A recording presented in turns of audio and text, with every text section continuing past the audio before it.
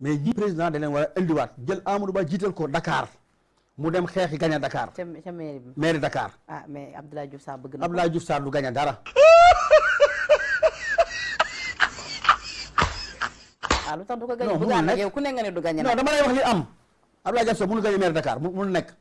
ay nit fi nekk rek di wax boo waxee bu subaa ñu génn ci presse bi saaga la xas la. mais mënul nekk mais Amadou Ba moo fa Abdoulaye Diouf Sarr ñaata na fi nekk gagné wuñu Dakar Amadou Ba ñëw ñu gagné Dakar. Mame Mbaye Niang bëgg na tamit. mais nit da ngay wax dëgg. Mame Mbaye Niang xam nga dëgg dafa neex. Abdoulaye Diouf Sarr nekk na fi gagné wuñu Dakar Khalifa Sall gagné Dakar. lu ma d'accord ak moom ni tey ji président dafay séntu li nga xam mooy troisième mandat président bëgg na ko wala bëgg ko tey su ko bëggoon ndax yow di nga ci ànd ak moom.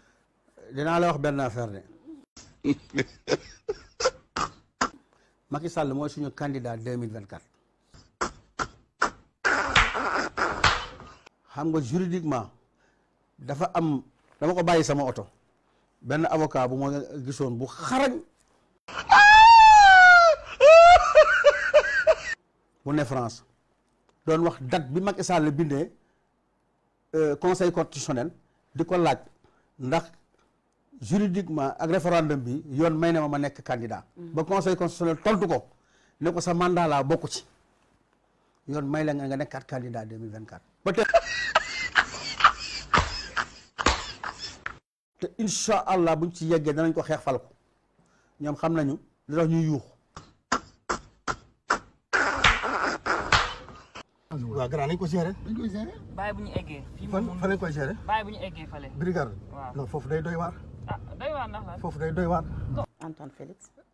Antoine Félix tamit wax dëgg yàlla man miinu ma ko xaw ma ko. parce que yaa ngi naan nañ dellu si Aliou. mais Aliou Ngouille Ndiaye dafa war a si Aliou Ngouille Ndiaye bu fi nekkoon li am du am dana xam nu mu koy gérer parce que dina am information yi à temps. kon da nga gis ne Aliou Ngouille moo gën a nekk liggéeykat kii di. non moo gën a nekk professionnel loolu man sax naa ko wax. d'accord moo gën a nekk Antoine naw ma mu jóge fi mais Aliou moom moo gën a nekk professionnel.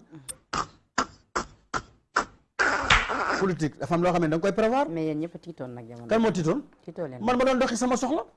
war a wax ñu ne ma bul wax pour lan may tiit man sama kër ku ko taal ku fa dugg taal ko barki salaatul faatiha bu ma la jàppee ci safara sa ngay des du ma fa nekk naan ay jàpp yóbbu police la nga taal moo lay lakk ba nga ñor xom mais dañoo moom nit ñi pour lan man sama waa kër may dégg poussé wu ma mètre mais jël naa samay matuwaay yëpp nag ña ma fa andi woon ñëpp teg leen fa dama leen wax lu leer ku fi ñëw di taal kër gi wala di sànni xeer jàpp leen ko bu dee dañoo taal jàpp leen dugal si safara si sànni. ginnaaw pataarul ñenn ñi tey jii bañ ci loolu laay ñaawlu loo gisee ni président loolu laay ñaawlu moo tax ma ne président Macky Sall mérité wu loolu ba tax na gis nga ba si ministre am yi gis nga dafa am ministre yoo xam ni dafa am ministre yoo xam ni da leen a war a changer comme kan bari na fitne bi nag gënalu ma waaye barke Serigne Saliou Mbacke du ko ji barke Serigne Saliou Mbacke du ko ji du ma dund ren ba déwén te déggu la ni ne si jafe-jafe li ëpp solo sax mooy mu ne si jafe-jafe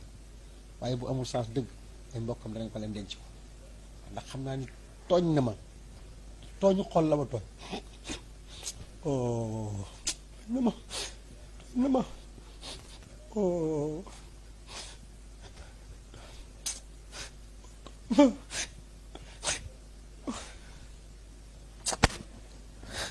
tooñ na ma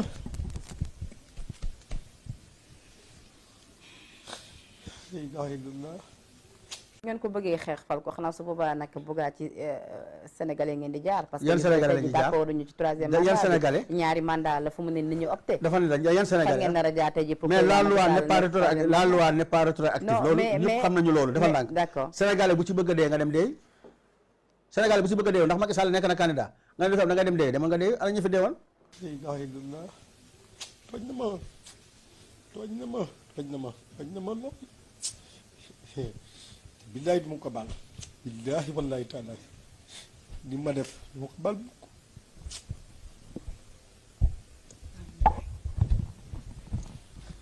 ñu lay